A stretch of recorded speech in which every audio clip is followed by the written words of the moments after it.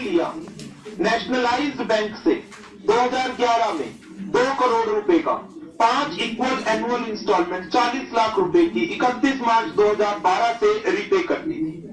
इसने 2012 की instalment and 2013 की इंस्टॉलमेंट दे दी, लेकिन बेचारा 2014, 15, 16 3 किस्तें नहीं दे पाया, मार्केट में मंदा आ गया।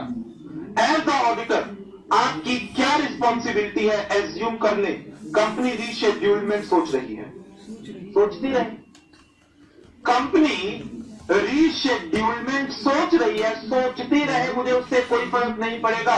डिफॉल्ट है, आपने 3 किस्तों का डिफॉल्ट किया है, 200 लाख 5 किस्तों में देना था, 200 डिवाइड बाय 5 40 लाख की एक किस्त, 3 किस्तें आपने नहीं दी, 1 करोड़ 20 लाख रुपए का डिफॉल्ट आप कर चुके हैं। Until reschedulement it is the default और मैं इसको रिपोर्ट करूंगा। नेक्स्ट क्वेश्चन, 31 मार्च 2016 को डिफॉल्ट है रीपेमेंट ऑफ इंटरेस्ट का एंड प्रिंसिपल का due to a financial institution. Due date 28 फरवरी थी एंड डिफॉल्टेड अमाउंट 5 अप्रैल 2016 को पे कर दिया गया। कंपनी की मैनेजमेंट का सोचना है, ओपिनियन है कि क्योंकि डिफॉल्ट सेट कर दिया गया है, एडजस्ट कर दिया गया है, ऑडिट कंप्लीट होने से पहले हेंस कारो 16 में कोई रिपोर्टिंग की जरूरत नहीं है। बताएं क्या एक्चुअल में मैनेजमेंट का सोचना सही है या बीइंग ए ऑडिटर मुझे रिपोर्ट करना ही पड़ेगा इररिस्पेक्टिव कि ये डिफॉल्ट रेक्टिफाई हो चुका है? No, reporting is required. Yes, still we have to report, हमें रिपोर्ट करना ही पड़ेगा। Company has defaulted in repayment amounted to so and so 25 फरवरी को and period of default 36 days and it is not a subsisting default. 36 days में इन्होंने default को खत्म कर दिया। कोई लिमिट नहीं है राजौरी गार्डन इसकी अमाउंट या पीरियड की।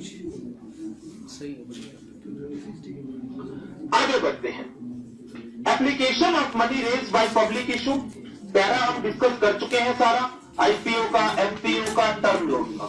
डिटेल हमें बतानी है डिले की, डिफॉल्ट की एंड रेक्टिफिकेशन की। गाइडेंस नोट इसके ऊपर क्या कहता है देखें जरा। गाइडेंस नोट कहता है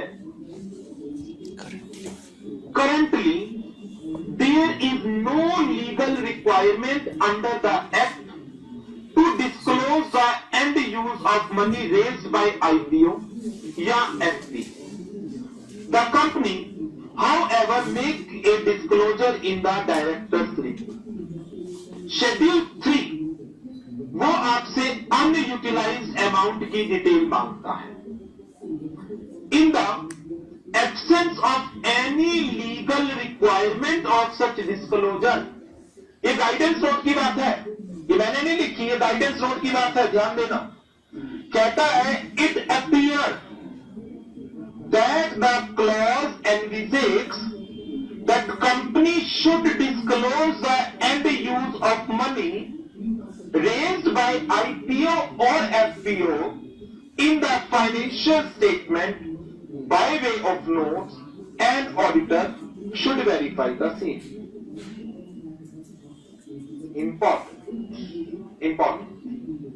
मतलब बेशक शेड्यूल 3 ने नहीं मांगा, हमारे गाइडेंस नोट का कहना यह है being a auditor I should insist the management, मैं मैनेजमेंट को इंसिस्ट करूंगा क्या कि जो पैसा आपने आईपीओ से रेज किया, जो पैसा आपने एफपीओ से रेज किया, जो पैसा आपने टर्म लोन से रेज किया, उस पैसे का एंड यूज, पैसा कहां कहां पर यूज किया गया है, उसका डिस्क्लोजर नोट्स टू अकाउंट में दो, उसका डिस्क्लोजर नोट्स टू अकाउंट में दो। ऐसा गाइडेंस नोट ने ऑडिटर को कहा है कि आप अपने क्लाइंट को कहिए और फिर आप उस डिस्क्लोजर को वेरीफाई करिए, आप फिर उस डिस्क्लोजर को वेरीफाई करिए। आगे, term loan is generally provided by the bank and financial institution for acquisition of capital asset. यदि टर्म लोन आपने मशीनरी के लिए लिया तो end use machinery, term loan आपने बिल्डिंग के लिए लिया तो एंड यूज बिल्डिंग की कंस्ट्रक्शन, टर्म लोन आपने व्हीकल के लिए लिया तो end use vehicle. But the order is silent as to the term financial institution. बताओ हमने क्या किया था? क्योंकि ऑर्डर साइलेंट है इसके ऊपर, तो हमने क्या किया था? हमने सारे टर्म लोन कवर कर लिए थे या नहीं? बोलो। Yes, all term loan needs to be covered. A strict interpretation of the clause would mean that the term loan obtained from entities or person other than bank or financial institution would also have to be examined. Guidance note ने कहा सारे cover कर लो। अच्छा, यदि term loan title deed के against लिया गया है, फिक्स डिपॉजिट के अगेंस्ट लिया गया है, नेशनल सेविंग सर्टिफिकेट्स के अगेंस्ट लिया गया है, जहां पर लेंडर कोई पर्पस नहीं मांगता आपसे generally, loan against property, loan against FDs, loan against LIC, loan against NSC, loan against recurring deposit, lender generally आपसे पर्पस की डिमांड नहीं करता कि आप किस पर्पस के लिए पैसा यूज कर रहे हैं। ओके, जो मर्जी पर्पस है ले जाइए हमारे पास से पैसा, आप सिक्योरिटी दे दो बस हमें, ठीक है। तो lender is not concerned with the purpose, auditor should clearly mention the fact that, क्योंकि लेंडर ने कोई कंडीशन नहीं लगाई है कि एंड यूज कहां होना है, तो मैं कोई कमेंट नहीं दे सकता। And use was not specified, result, मैं कोई कमेंट इसके ऊपर नहीं दे सकता। आगे ये पॉइंट भी बड़ा इंपॉर्टेंट है, अगला पॉइंट भी बड़ा इंपॉर्टेंट है। ये क्या कहता है? समटाइम्स कंपनीज में temporarily invest the surplus funds pending the utilization for the purpose for which the funds were arranged. In such cases, the auditor should mention the fact that pending utilization of the fund raised through the IPO, raised through the FPO, raised through the term loan, the funds were temporarily used for the purpose other than the purpose for which they were raised, but ultimately utilized for the end. तो आपको अपनी report में लिखना पड़ेगा pending utilisation, पैसे को जहां पर इन्वेस्ट किया गया था और बाद में इसको स्टेटेड पर्पस के लिए यूज कर लिया गया है। रिपोर्टिंग फॉर्मेट याद रखना, रिपोर्टिंग फॉर्मेट भी याद रखोगे इसका। In our opinion and according to the information and explanation given to us, the company has utilised the money raised by way of IPO, FPO and the term loan except जहां जहां गलतियां हैं। Nature of the fund raise, मैं example लेता हूं, term loan, detail of default, reason या delay, wrong utilisation, कितना amount 10 lakh, subsequently rectified, no. क्या है एग्जांपल? 4 या 5 बार में क्वेश्चन पुराने एग्जाम में आया हुआ है। कंपनी ने 2 करोड़ रुपए का एक लोन लिया R&D डिपार्टमेंट की मशीनरी के लिए, रिसर्च एंड डेवलपमेंट डिपार्टमेंट की मशीनरी के लिए 2 करोड़ का, और उसमें से 10 लाख रुपए की एक कार खरीद ली R&D के डायरेक्टर के लिए। 10 लाख रुपए की कार खरीद ली गई R&D डायरेक्टर के लिए। क्या टर्म लोन, क्या कार R&D इक्विपमेंट काउंट होगा? Whether the car will be considered as an R&D equipment? Not at all. Result, क्या टर्म लोन उस पर्पस के लिए यूज हुआ जिस पर्पस के लिए खरीदा गया, जिस पर्पस के लिए अवेल किया, जिस पर्पस के लिए बोरोविंग की गई थी? Not at all. Result, reporting required. यही क्वेश्चन नीचे गिवन है। टर्म लोन 75 लाख का लिया गया, 12 लाख रुपए की कार ले ली गई, गलत।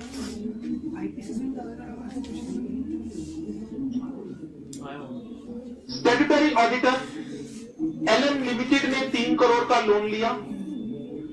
मुझे पता कहां से चलेगा कि टर्म लोन किसके लिए लिया? बैंक की सैंक्शन लेटर लूंगा, बैंक की सैंक्शन लेटर में लिखा है 3 करोड़ का लोन, किस लिए? Construction of factory. लेकिन फैक्ट्री की कंस्ट्रक्शन एकदम तो होगी सीन में, कितने लोन में से कितने की कार है? क्यों? इसका इनवॉइस नहीं होगा बीकानेर 12 लाख का हमारे पास। मैं 75 लाख का कहूंगा, मशीनरी खरीदी R&D की, दिखाओ 75 लाख के डॉक्यूमेंट, 70 लाख की मशीनरी का इनवॉइस, वो आएगा 12 लाख का इनवॉइस कार का। डिले था, delay. Sad funds were temporarily invested in short term deposit. Okay, कोई दिक्कत नहीं है, इसमें सब्सिक्वेंट रेक्टिफिकेशन का पॉइंट है। इसमें सब्सिक्वेंट रेक्टिफिकेशन का पॉइंट आ जाएगा। ठीक है, क्लियर?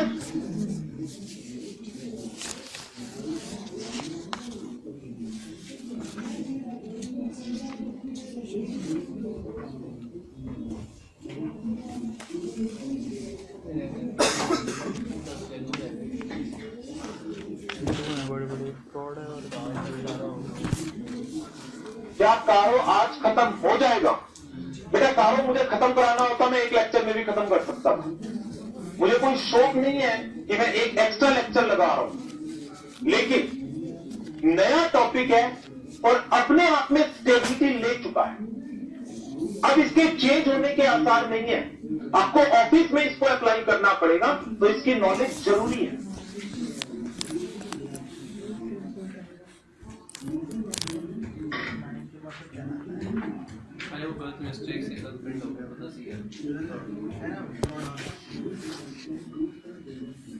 पहले एक क्लास लगती थी कारों के ऊपर, लेकिन इस बार 2 क्लास लगाई है। रीजन ही यही है कि गाइडेंस नोट की कवरेज हो जाए आप लोगों को।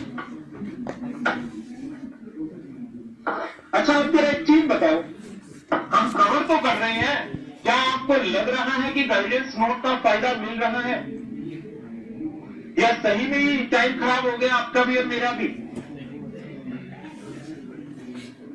हाँ जी, टाइम वेस्टेज और टाइम यूटिलाइज्ड। राजौरी गार्डन कह रहे हैं guidance note is waste of time. अच्छा, नरवाना टाइम खराब, सीक्रेट टाइम वेस्टेज और गुड टाइम पास। अच्छा, ये जितने सेंटेंस बोल रहे हैं, तो इन सब के लिए एक सुजेशन है जो कल दी थी, समझ जाना आप क्या। ऑडिट के पेपर में कंसेप्चुअल नॉलेज बहुत बहुत ज्यादा जरूरत है, तभी इंस्टीट्यूट नंबर देता है, नहीं तो नहीं देता।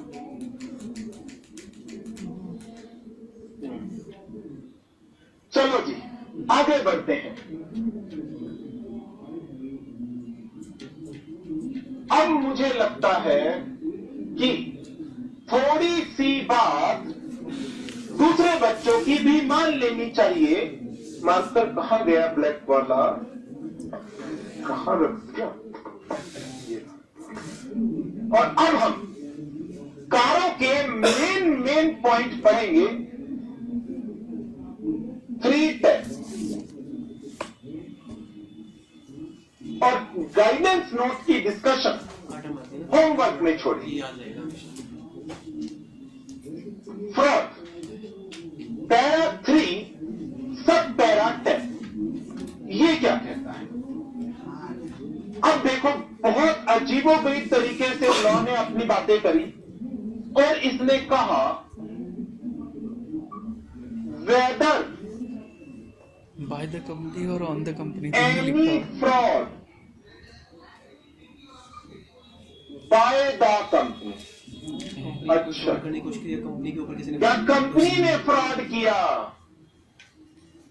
Weather any fraud by the company और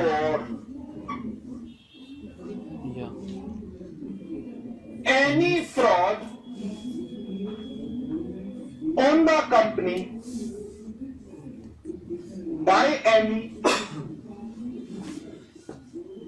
officer or employee of the company। अच्छा, कंपनी का शोषण किया। whether any fraud by the company or any fraud on the company by any officer of the employee of the company has been noticed or reported, has been noticed or reported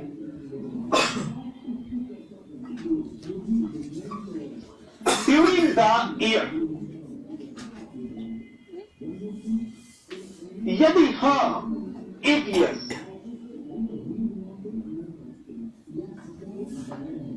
यदि हाँ, दो चीजों की reporting, nature nature of fraud और दूसरा क्या, amount involve होगा। Amount involve.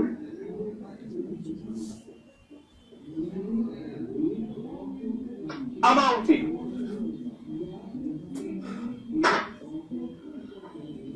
अब ये कहता क्या है,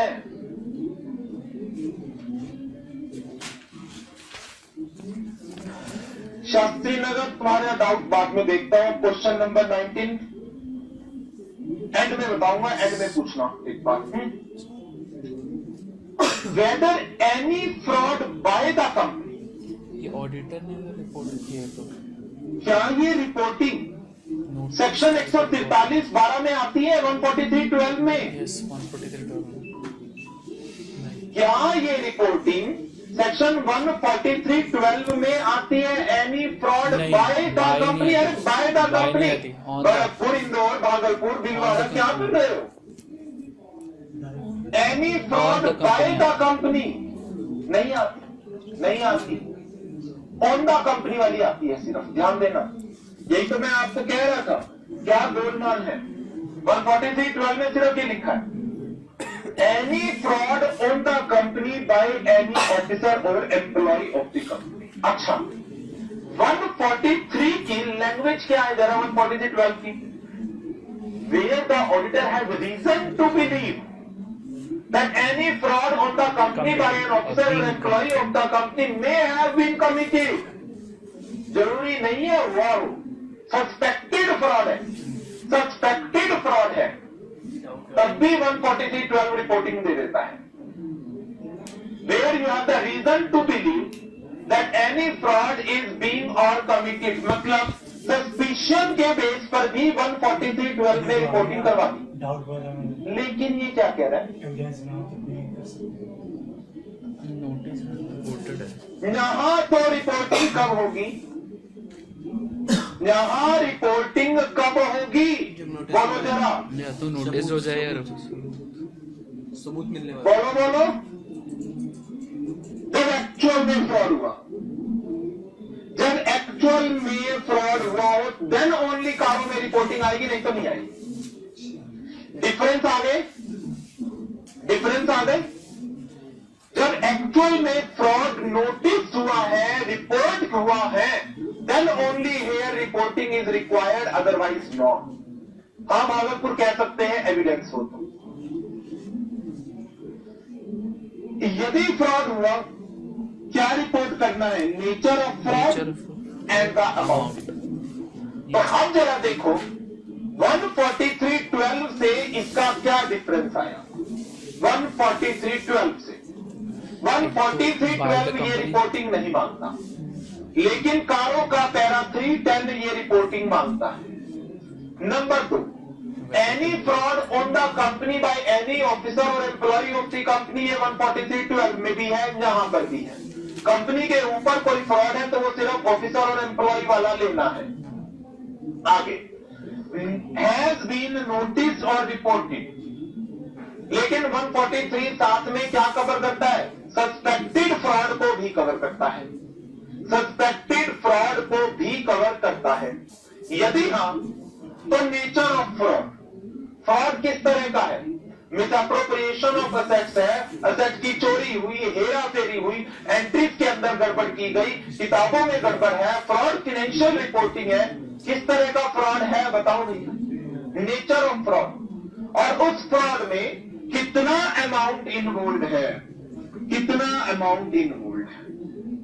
अच्छा, इस रिपोर्टिंग को करते वक्त एक स्टैंडर्ड पे और ध्यान जाता है मेरा थोड़ा थोड़ा सा। रिपोर्ट 240 भीलवाड़ा बिल्कुल 240 में तो अप्लाई होना ही होना है, ऐसे 240 में तो अप्लाई होना ही होना है। अच्छा, फिर एक और बात आ गई, 143(12) अमाउंट बेस्ड है। सेंट्रल गवर्नमेंट को जो रिपोर्टिंग जाएगी वो अमाउंट बेस्ड रिपोर्टिंग है। सेंट्रल गवर्नमेंट को रिपोर्टिंग कब जाएगी? फ्रॉड कितने अमाउंट का हो? चेंज हो गया। फ्रॉड कितने अमाउंट का? 1 करोड़। यहां पर रिपोर्टिंग, यहां पर रिपोर्टिंग कोई अमाउंट स्पेसिफाइड नहीं है, कोई अमाउंट स्पेसिफाइड नहीं है, एनी अमाउंट। लेकिन गाइडेंस नोट में कहा गया है मटेरियलिटी का ध्यान रख लेना। गाइडेंस नोट में कहा गया है मटेरियलिटी का ध्यान रख लेना इस चीज को कवर करते हुए, ठीक है। ये था फ्रॉड 310। इसके बाद बढ़ते हैं आगे 60 डेज। दिलवारा तो 60 डेज का कंसेप्ट हो गया है खत्म। उसके अंदर अब नए डेज आ गए हैं, 2 दिन, 45 दिन, 15 दिन, वो 62 पे चला गया एक तरीके से। आज कारो खत्म होने के बाद जो अमेंडमेंट के स्टूडेंट्स आए हुए हैं उनको 143.12 कराऊंगा।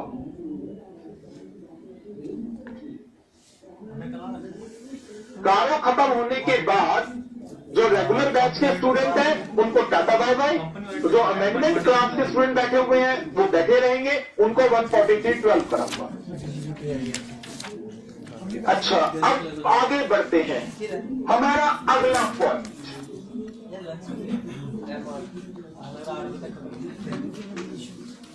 मैनेजरियल रेम्यूनरेशन का है। पैरा 311। अब ये क्या कहता है, जल्दी खत्म करो। ओके हाजरा बॉस, भगाते हैं अभी, चिंता क्यों कर रहे हो। मैनेजरियल रेम्यूनरेशन दक्षिणा क्या कहता है ये, weather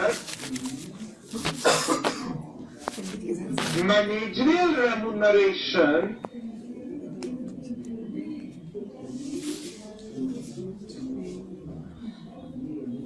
has been paid in accordance with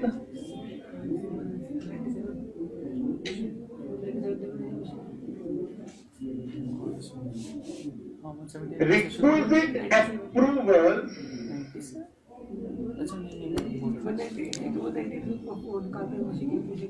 इसी में आते हैं 197 से 207 की सीरीज के बीच में आते हैं ना सारे। बताओ जी बताओ।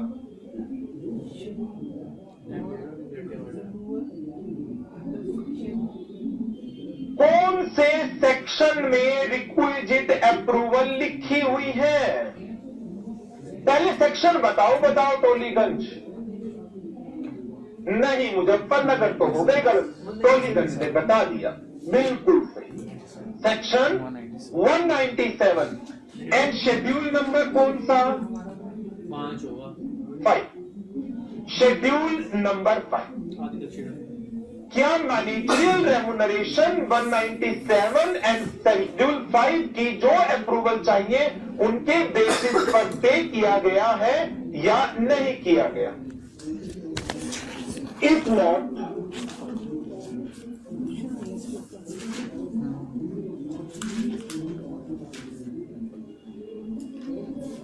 दो चीजें रिपोर्ट कर दो। क्या क्या, कितना अमाउंट वायोलेशन में दिया गया, amount involve, and number 2 steps exam में क्वेश्चन आने कितना मजा आ जाएगा। Taken by company for recovery of amount needs to be reported.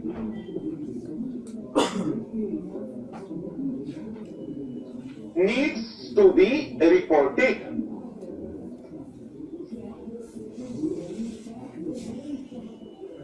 हाँ सिरसा आईपीसीसी फाइनल लेवल पर सब सेम है। फाइनल आईपीसीसी लेवल पर तो 2 घंटे लगते हैं कारों को कराने में, वहां पे डिस्कशन में थोड़ी जाते हैं, और वहां तो 10 के बाद आगे वाले पॉइंट पे कुछ नहीं करते। अच्छा, क्या अब जरा आप मेरे को थोड़ा सा एक चीज बताओगे कि सेक्शन 197 के अंदर मैक्सिमम मैनेजरियल रेम्यूनरेशन कितना बताया गया? 5%.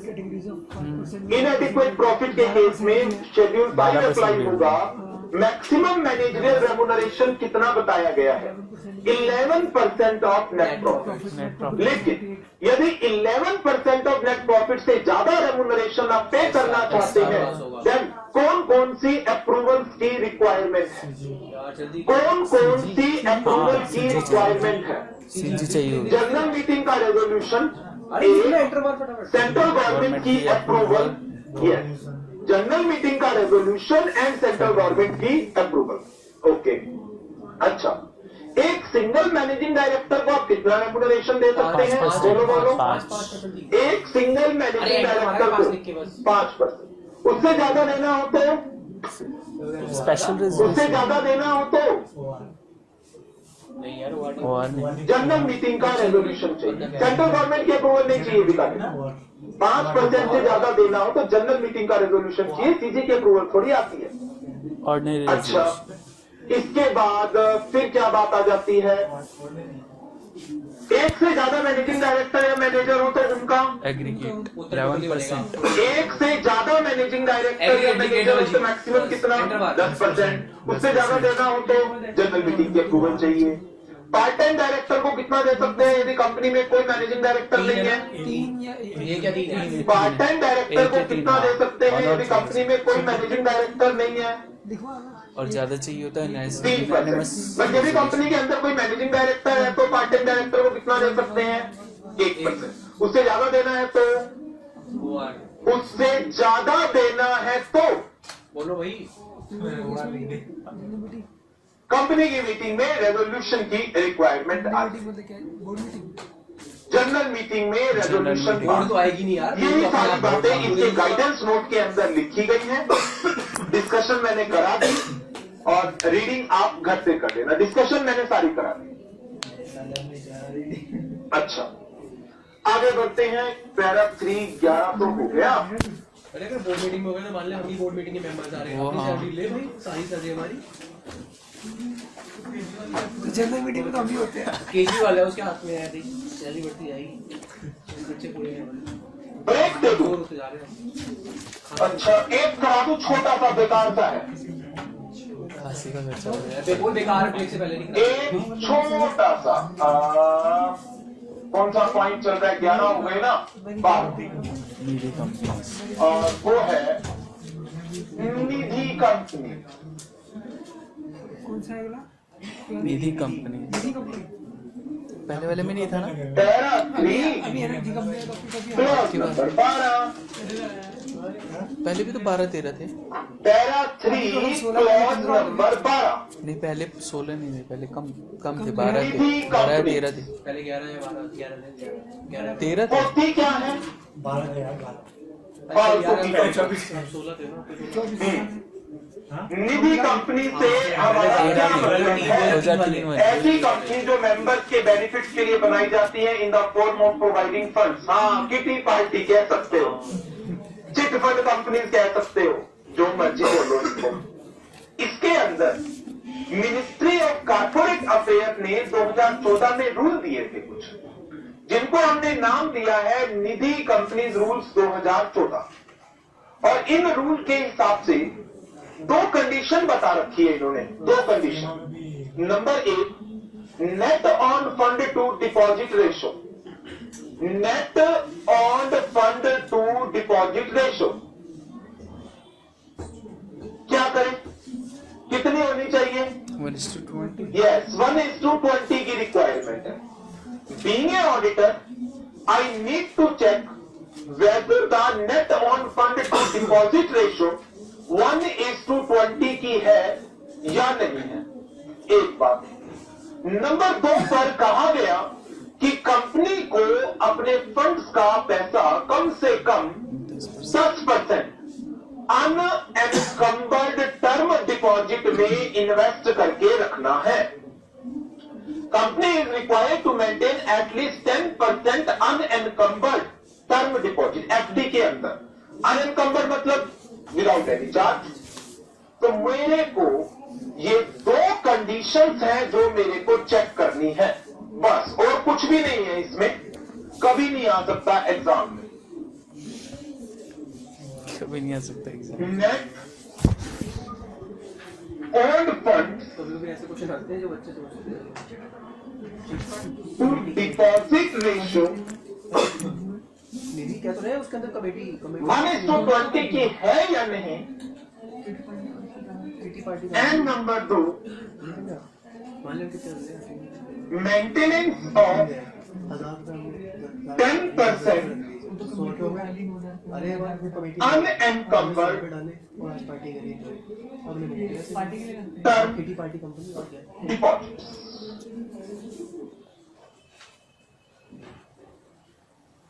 आईपीसीसी के स्टूडेंट जा सकते हैं। आईपीसीसी के स्टूडेंट कहां से आ गए? उनकी क्लास तो 17 तारीख को है अमेंडमेंट।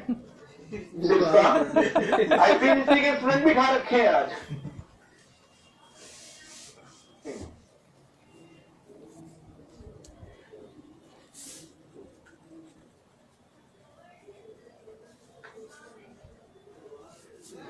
आईपीसीसी वालों के लिए कारों की क्लास अलग से होगी और वो है 17 तारीख को।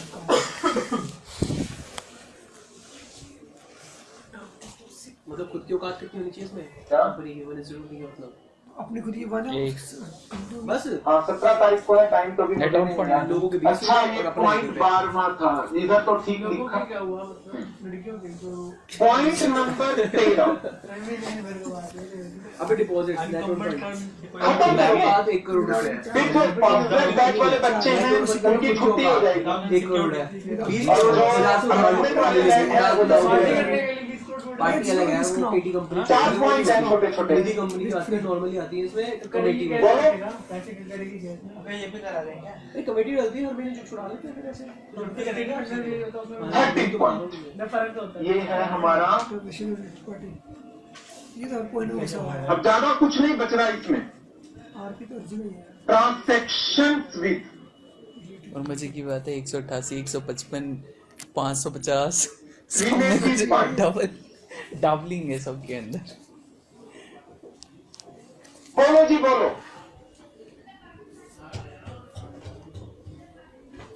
ट्रांसैक्शन विद रिलेटेड पार्टीज में कौन कौन से सेक्शन कवर होते हैं?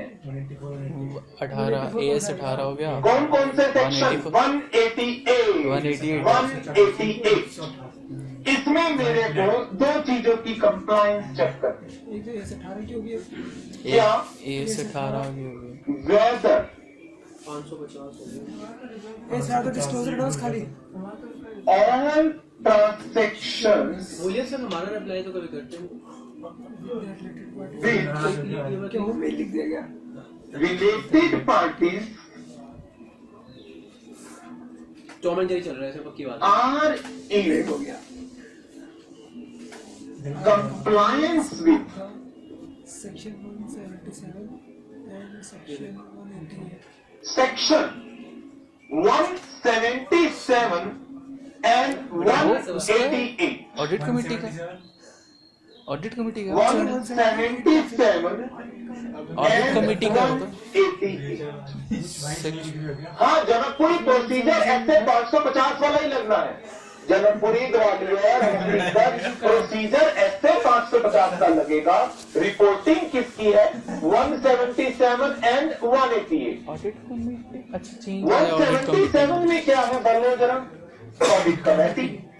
और इस ऑडिट कमेटी में एक प्रोविजन है कि all the transaction with the related party,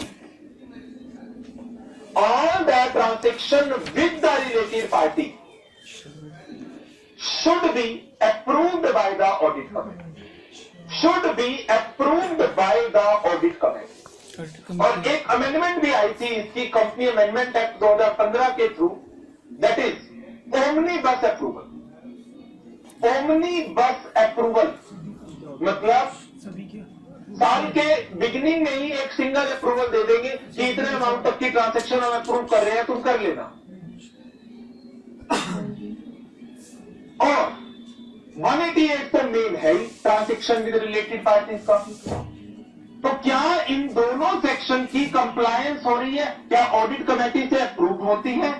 क्या 188 में बोर्ड मीटिंग में या जनरल मीटिंग में जो जहां जहां पर इनकी अप्रूवल थी वो ली गई या नहीं ली गई? एक दूसरी इंपॉर्टेंट बात इन्होंने क्या कही, and plus the details have been disclosed as per requirements of applicable accounting standard। आ गया जी अकाउंटिंग 18 स्टैंडर्ड भी। अब अजमेर क्या कह रहे हो, क्वेश्चन बताओ जरा। AS 18 AS 18 हाथरस अनएनकम्बर्ड का मतलब होता है जिसपे कोई चार्ज नहीं है।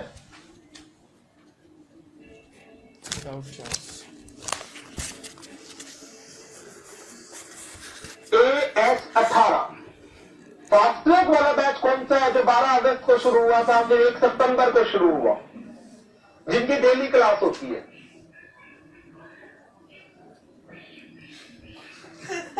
तो पॉइंट नंबर 13 में हमने क्या क्या कवर कर लिया? 2 बातें। Number 1, compliance of section 177 and 188 and disclosure as per AS 18।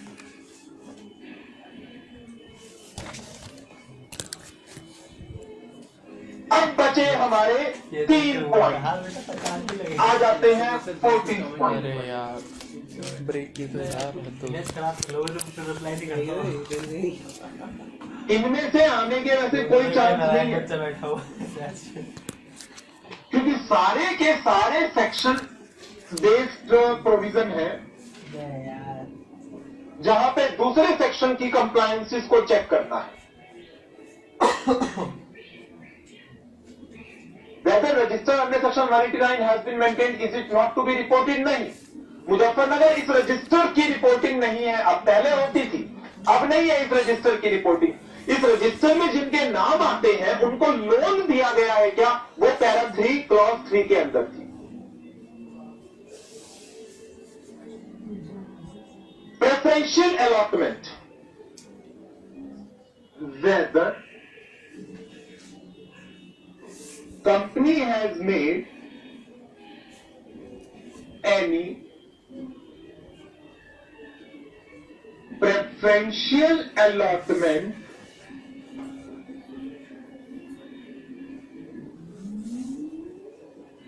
or private placement, और private placement किस किस की, और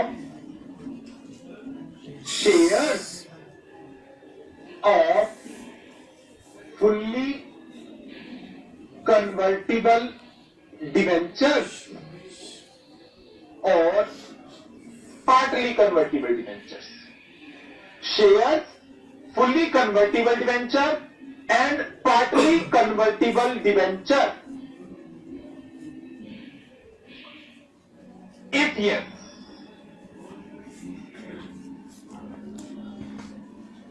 यदि हां तो मेरे को चेक करना है, if yes whether provisions of section 42 has been complied with. एक, whether the amount has been utilized for the purpose for which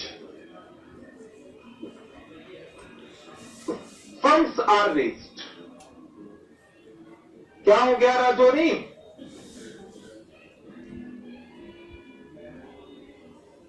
12 अगस्त वालों को रुकना है? नहीं, 12 अगस्त वाले 1 सितंबर वाले का कार्य पूरा होते ही छुट्टी।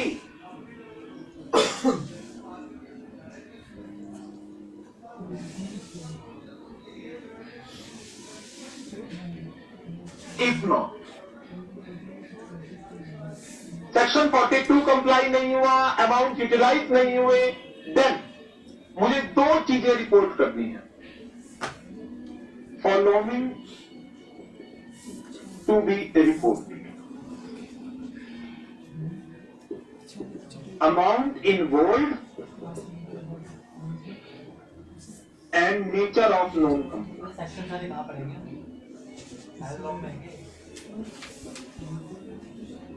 ये नहीं है 42 अमाउंट इन्वॉल्व 100 के बाद सिर्फ 123 and nature of non compliance. 123 से लेकर 203 हाँ, टोलीगंज सीपीटी वालों को तो रुकना पड़ेगा।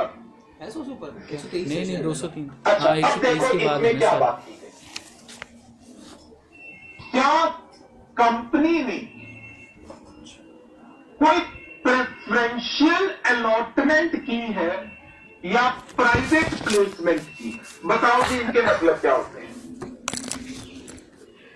177 का कंप्लाई 142 आएगा भागलपुर, इसमें प्रेफरेंशियल पेंशन अलॉटमेंट अलॉटमेंट में होती है ना, जो मतलब पहले से ही सभी डिसाइड के कर बारे देते में कि कानून में कोई जब जिक्र हमारी नहीं कंपनी किया में गया इन्वेस्ट है। करो, जब अलॉटमेंट आएगी हमारी तो हम आपको बोलो, वो कर देंगे, हाँ, शेयर्स दे देंगे उसके अपने बदले। लोगों को शेयर दिए, अपने लोगों को, मतलब प्रमोटर को प्रोमोटर्स या फिर इंस्टीट्यूशनल बायर्स को या डायरेक्टर्स को या रिलेटिव्स को, किसी पर्सन को प्रेफरेंस बेसिस पर, प्रेफरेंस शेयर नहीं, प्रेफरेंस बेसिस पर, प्रायोरिटी बेसिस पर शेयर दिए। या फिर प्राइवेट प्लेसमेंट क्या होता है बोलो?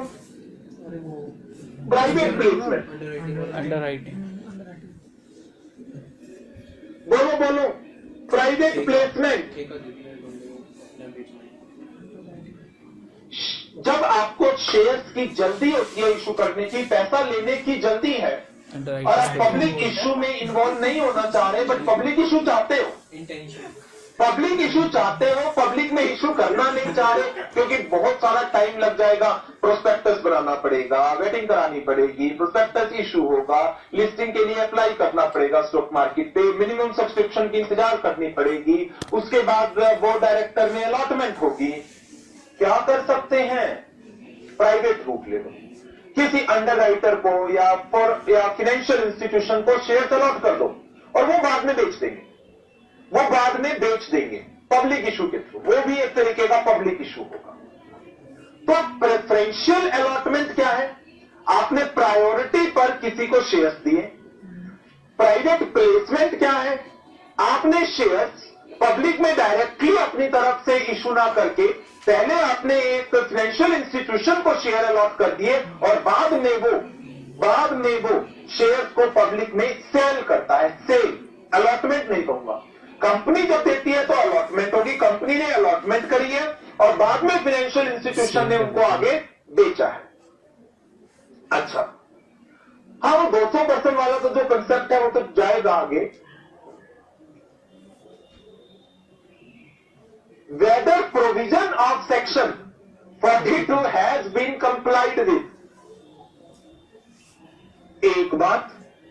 एंड नंबर 2, जिस पर्पस के लिए पैसा रेज किया गया है, जिस पर्पस के लिए पैसा रेज, OFS यही होता है। मतलब OFS फुल फॉर्म बताना, मेरी नहीं समझ में आ रही टोलीगंज, मैंने नहीं कहीं पर पढ़ी OFS, या मेरे माइंड से स्किप हो रही है। ऑफर फॉर सेल, अच्छा हाँ बिल्कुल यही होता है।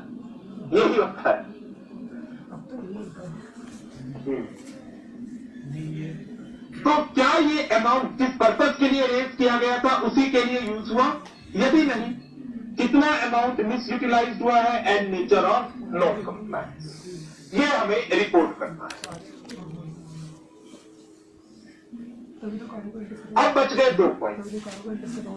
क्या हो गया सोनीपत कह रही है, समझ नहीं आया, बोर कर देते हो, क्या करें, सब्जेक्ट ही ऐसा है बोरियत वाला। सेबी LODR रेगुलेशन भी अमेंडमेंट है क्या?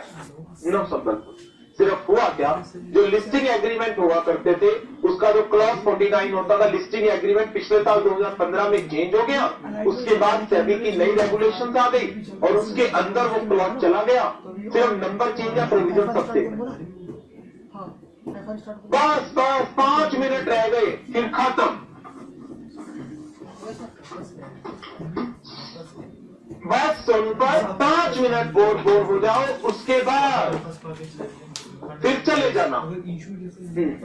पैसा लिया हुआ तो कोई पर्पस भी तो होगा ना। अब इस बोरियत का इलाज क्या है? इंस्टीट्यूट को कहो सिलेबस में से हटा दे पेपर, अच्छी तो अभी भी है। या फिर आपको ऐसा टीचर ऑप्ट करना चाहिए था जो आपको बीच बीच में एंटरटेन करता रहता। लाना चाहिए ना। मेरे बारे में तो सबको अच्छी तरह पता है कि मैं तो बोर ही करूंगा, पढ़ाऊंगा, बीच में एंटरटेन कराऊंगा। फिर आपने गलत ऑप्शन सेलेक्ट कर ये काफी है।